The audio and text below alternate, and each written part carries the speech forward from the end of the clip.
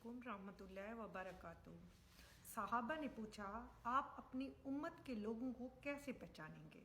आपने फरमाया, मैदान हशर में मेरी उम्मत के लोग इस तरह आएंगे कि वज़ू की वजह से हाथ और पेशानियाँ रोशन होंगी और मैं हौज़ कौसर पे खड़ा होऊंगा। सूरत मायदा में है, ए ईमान वालो, जब तुम नमाज के लिए उठो तो चेहरा धो लो और तुम पर तंगी का इरादा नहीं करता। अल्लाह चाहता है तुम पे नेमत पूरी करे।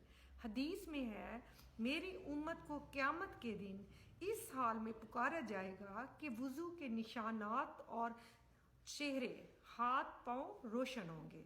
जो शख्स अपनी रोशनी बढ़ाना चाहता है उसे चाहिए कि वो ज़्यादा से ज़्यादा वज़ू करे। मुस्लिम में है, जन्नत में मोमिन का जेवर वहाँ तक पहुँचेगा जहाँ तक वज़ू का पानी पहुँचेगा।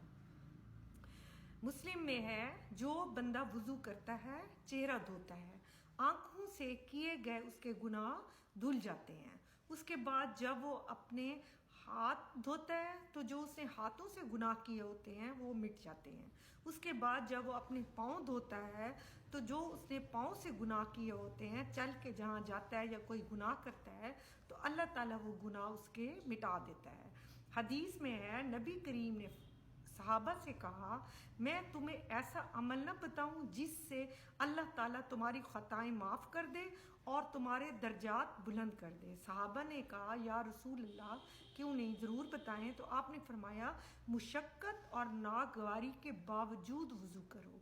हदीस में है, पाकीज़गी निस्फ़ ईमान है। तुम में से जो शख्स कामिल वज़ू करे फिर कलमा शहादत पढ़े, उसके लिए जन्नत के 8 दरवाजे खुल जाते हैं, जिससे चाहे वो जन्नत में दाखिल हो जाए। नबी करीम ने पूछा, ए बिलाल, मुझे बताओ, वो अमल बताओ जिस वजह से मैंने अपने आगे तुम्हारे कदमों की आवाज़ सुनी। तो बिलाल ने कहा, मैं रात या दिन के किसी भी घड़ी में वज़ू करता हूँ और नमाज पढ़ता हूँ जितनी मेरे मुकद्दर में होती है।